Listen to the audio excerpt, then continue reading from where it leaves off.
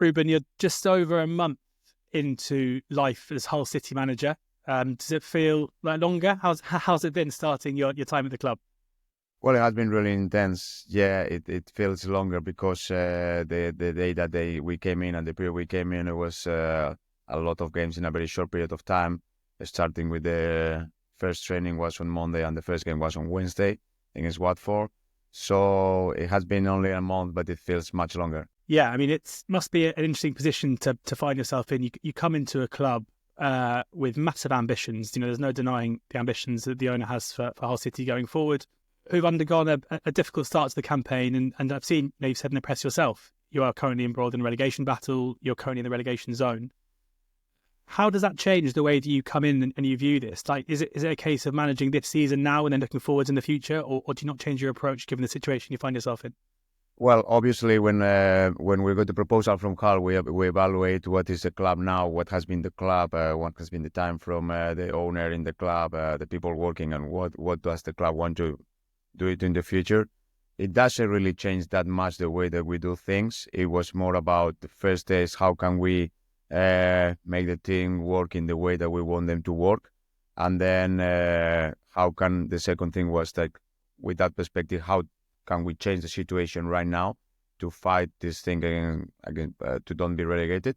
And then the next thing will be once we get the first two targets, so how can we just move the project forward? I think when we make that discussion, we know where we are, we know what we can do, and we know that once we pass this stage of the club, we will be able to improve in almost every area and make the team more competitive, hopefully try to reach the ambitions that the owner and the vision of the club has been putting in place. Imagine there are certain characters and certain personalities that you want in your players when you come into a club and you find yourself in a position where you need results quickly. How do you go about doing that? When you come in, how do you go about kind of getting to know the players and working out who are the guys you want to be fronting up and the guys you want to be starting games in order to get those early results? Well, first of all, we have a very clear opinion about what we want to create in the dressing room, in the feeling and the relations between us, between the technical staff, the players, and in the club. And we need people that can fit that kind of mentality. We need people that want to own the situation that we are in, want to play with each other, want to work with each other. But we also want people with character, and that sometimes is just to find the balance between your own character and creating that space for everyone to feel comfortable with their own character. And then from that, knowing that first of all, we have an honest group of players in the dressing room that want to do it together, detecting the ones that really want to do it together, and then adding some characters that will have an immediate effect on the team, and the team will welcome them as helpers into that situation. So we obviously it's not only philosophy. So you see it, you talk, you speak with the players, we speak with the people around, you check the new players coming, you make that character reference, and then obviously daily you start to observe what are the interactions between them and how can you improve that relation that at the end of the day will give us the performance. How have you found this group? I think it's a very honest group. I think it's a group that we always work with work hard, listen, and show up, like our three main points, and that's from the very beginning. I think the team has that inside. It's a core of the team that has been here for a long time, fighting for the club, playing for the club, and know what it is. Almost every stage and every situation that this club can be in right now, and they wanted to do it immediately. They bought in our idea. Obviously, in the details, and we are very specific in what we want. You need to educate them because it's something that you know, and they want to learn. But the response has been good, and if this team has something, is that they always give you the 100%. That's what we detected from day one, and I think you can see that kind of spirit or team or togetherness when we play games. Every game that we have played, win, draw, loss, has been a tight game. We have been competitive, and we just need to build from that. Yeah, I was going to say that it feels like there's been a steady improvement of performances and results since you came into the club. But the 3-3 draw with Leeds last time out felt to me, watching on as a neutral, like a bit of a turning point for the club, where You're playing against a team who are top of the league. You take the lead, you're pegged back 3-1 down, and not many teams, I don't think, would have the belief to come back from that position against Leeds and scoring twice in front of the home crowd. It felt like a real buzz about the place. How proud were you of the players to show that character and that resilience to come back and get the point there? I think it was a lot of parts of the game that we did our job. I think the first half first of all, it was about how do we play the game, and we played the game like no complex, just going and trying to beat our opposition. Was one of the best, if not the best team on the league. And I think the first half, we controlled the game. They had some chances. We had some chances to go 2-0. We end up, and then that first goal in the second half just changed a little bit the dynamic. But even with the 3-1, and that's something that we try to do every time, we need to try to continue playing for those moments of the game, even if it's a 3-1 down. Just play the next action. Let's see where we go with the next action. And we always say that a game has a multiple games inside. So it's not only, the game is not only in one dimension. There's something happen, and then a substitution, situation that you create, a situation just change the entire picture. And that change is constant in the game. So, and I think the response from the players, and then if you see the game, you can have that feeling. But when you finish the game and then you analyze all the statistics and you see in terms of physicality, that was the best game physically for this team in this season. After I was the 4th game in 10 days in the Christmas period, just tell you how much they want to do it. And I think you can win, draw, or lose football matches, but if you can recreate that feeling was being competitive, being able to compete against any team, being able to win and beat any team, I think that's a powerful feeling. And I think that's what we got with that game against Leeds United. Now my task is just to keep that feeling for the rest of the season and for every game that we play. And how important, being able to point to that game against Leeds, and as you say, amazing that, we know what Leeds offer in terms of a proposition physically as a challenge to you. So to be able to put in that performance and that physical performance off the back of such a busy period is impressive. But also the 1-0 win at Blackburn as well. How important are those results to be able to go to this group of players and this team and show them what they're capable of and use that as a drive in order to keep this run going? Yeah, absolutely. I think it's important how you do things, but also it's important that the way that you do things leads to you into some results. I think we all were disappointed in the Middlesbrough game because we didn't find our best version during the Christmas. But I think in the Blackburn Rovers game, we were competitive. We took our chances. We defended our goal when we needed. And in that period, beating Swansea and Blackburn, so 2 victories in 4 games, I think it gave us a lot of belief after, I think it was 14 games to not winning a football match for the boys. And I think the Christmas, I think we should get, I think 1 point will be more fair, at least 1 extra point. But I think we were competitive, we were aggressive, we got a couple of results that support the idea. And overall, in the 7 games that we have been here, we have been competitive almost every game, and we show where we want to do it. So I think we are in a place that we can continue building. But it's important for us that to realize that where we are, and if we need to get points and we need to be competitive, needs to be working really, really hard.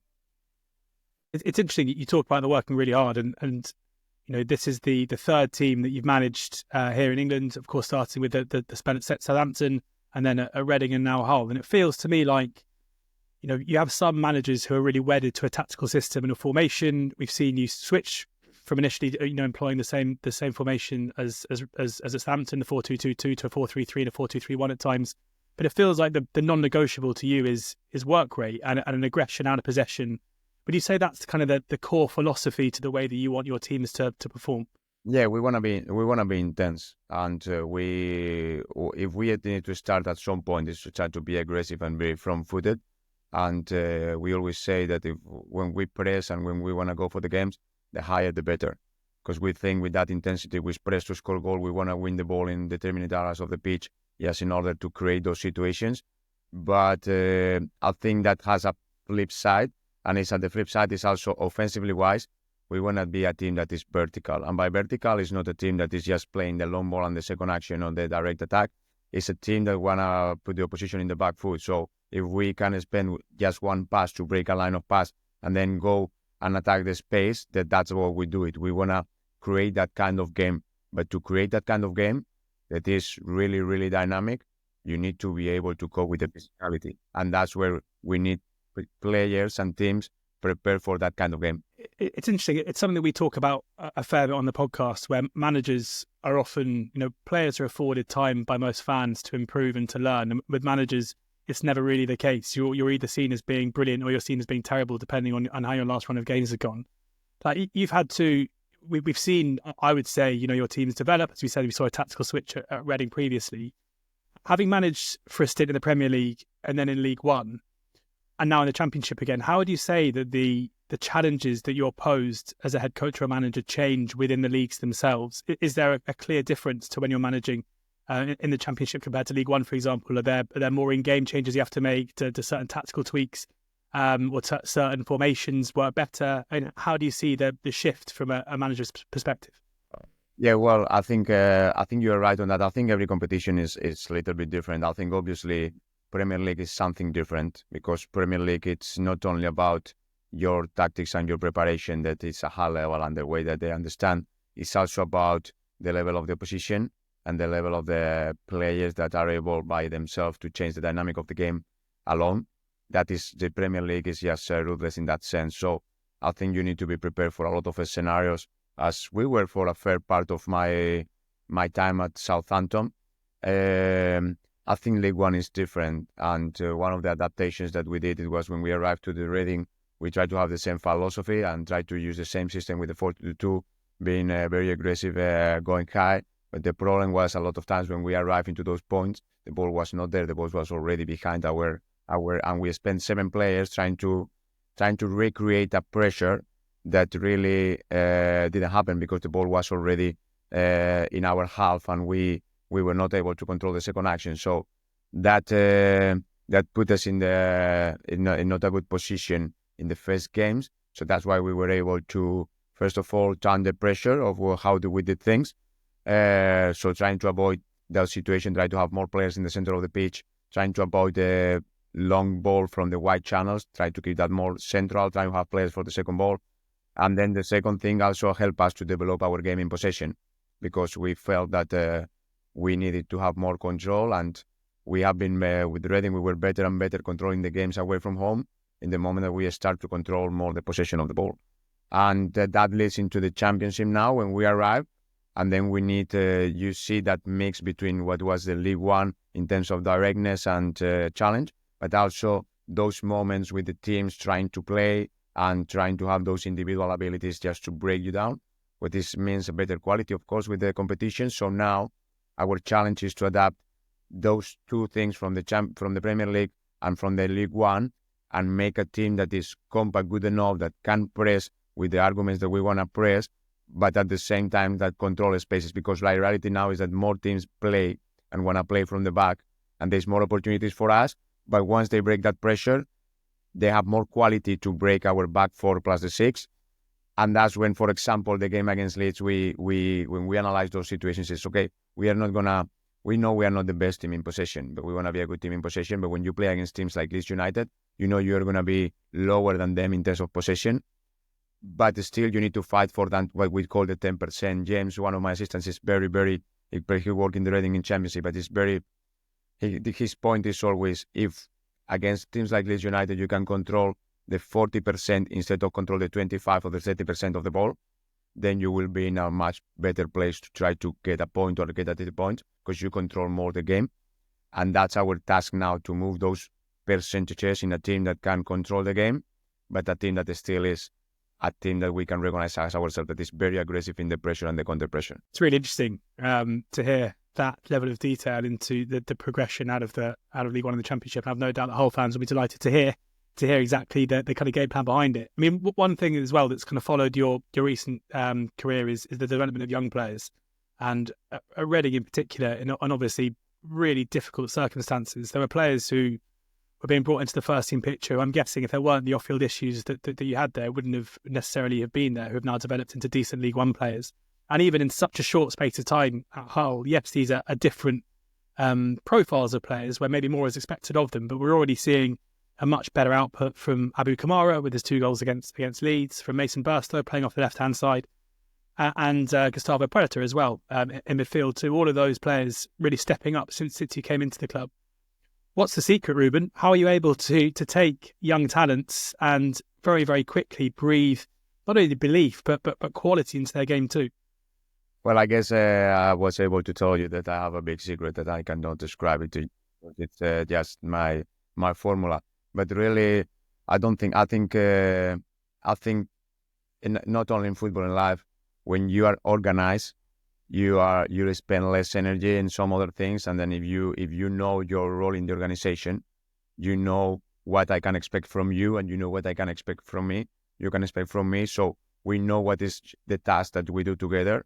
And I think when you enter as a player into a system that is organized, it's much easier for you than to enter as a system is chaotic and continually change. So the first thing, the platform is how we play and what is your role in how we play. I think that's mandatory, and that's what we try to define for everyone from the very beginning. If you are a 6 for us, your position is very clear in a lot of situations. Now it's for you to develop that position. If you're an 8, as like Gustavo, for example, this is your position. And sometimes that also happens that if you are not a 6, you are an 8, and you're a 10, and we don't play with 10s, perhaps it's not your time to play for this team. That's the first thing. The second thing that we try to do, so we try to be honest and we try to work really hard. What does it mean? I know that I talk about working hard too much, but really we play as we train. And the training for us is massive. And massive it is that every content in the training has a direction in how we want to do things. So if you're a player like Gustavo, and we can refer to another one, or like a Mason, for example, Mason Besso, and we detect that you can be a really good player in the winger because your way to start the pressure, your last step, your diagonal lines of attack to the ball, and your finishing actions is what we need, then we are going to coach you and we are going to give you the details to be better in that position. And at the end of the day is to create an environment where people feel safe, and you know they are young players, they will make mistakes occasionally, you need to develop them, but you know those mistakes are honest mistakes and they are going to learn from those mistakes. And at the end, when you finish that process, you will have a better player, a more committed player, a players that want to play for you and for the club, and a group of players that they want to do it together and they know each other, and that's how you move them or the club into the next level. So that's what we do, and that's what we try to do. Obviously, those are some words. It's a lot of daily situations that you need to manage, but I think that's, for me, it's not like it's simple, but it's what we do. And we always try to don't see if you are 16 or you are 34. We try to see what is the best for us as a team and how you cope with those situations. For example, at Reading we have Andre Garcia, who was 16 in the time that he made his debut for us. And we didn't have a doubt from the very beginning that he will be a very, very good player for us. There's a great moment in one of the best assists of the season, I would say, the ball from Mason Burstow through to Abu Kamara against Leeds. But what I love about it is that you're standing in front of Mason, and just before he plays the pass, your left hand goes out and you point towards Abu. And I'm wondering, did you see the ball before he did? No, it's not that I saw the ball before he did it. It's that we have some parameters, like in that action, we have what we call the winger-winger connection, and we have what we call the minimum width, maximum depth. And if you see the picture, that's it. So it's the winger-winger connection. Is Abu not in the line of the fullback, in the line of the centre back who is marking the offside line, and then you see Gustavo Puerta making a run straight in front of Ampadu, just making him moving 2 meters away from that line of pass, where Abu just gets in that position. So it's a quality. It's quality about the player, but it's not an unexpected situation. If we can describe like that. That's why I was like, we know the spaces that we want to conquer. It's a couple more bits before we let you go, because I know how busy you must be, and part of the reason you'll be busy is because it is January. Can you give Hull fans out there any update? I think probably we're expecting Hull to be as active as any team in the Championship. Are there some signings coming fairly soon? Yeah, it's one coming really soon. We are working in another 2 to be able to do it in the next 5 to 7 days. And we are also working in a couple of players that are also going out, because I think it's important to keep a team that has not a lot of players. I think everyone needs to be feel important. Everyone needs to feel that is close to the lineup, and everyone needs to feel part of it. So having our really long squad is not helping for anybody. And we also need to have room for the improvement of the young players like Harry or Tyrell that appeared in the last game for us. So we are working in that mix, because the reality is that we need help, but we have a strong core of the team that in that mix is that we need to be careful of how we do things, not in a rush, getting the perfect profile, working with knowledge of the market and knowledge of our own team. But yeah, definitely we have one that is just coming in the next, should be in the next couple of days, and then another 2 that we expect between 5 to 7 days. And finally, just a word on Reading, Ruben, because I know that you had a great affinity with the fan base there. I think they would like to thank you and have done many times for the way that you conducted yourself during what was a very difficult time for the club. And I've no doubt that you will continue to look out for them. You were obviously there on the inside. You were often had to be almost a spokesperson for the club to the fans at times that were very difficult. Are you optimistic that things will get sorted out there, or are you pretty fearful if things don't move on fairly quickly?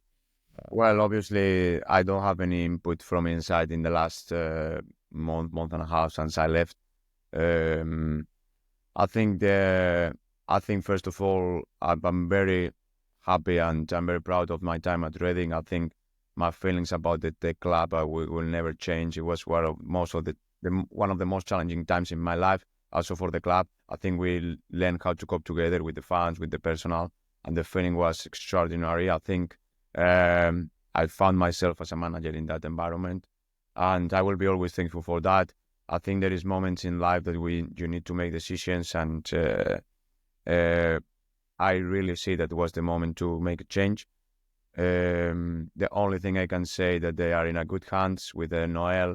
They are continue doing an extraordinary job, and I hope that the situation will be sorted soon, so the club has many years in front with big success.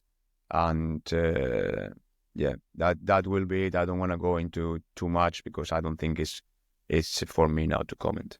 Of course. Appreciate that. Thank you very much, Ruben, for taking time to speak to us. We'll speak again soon. Thank you very much.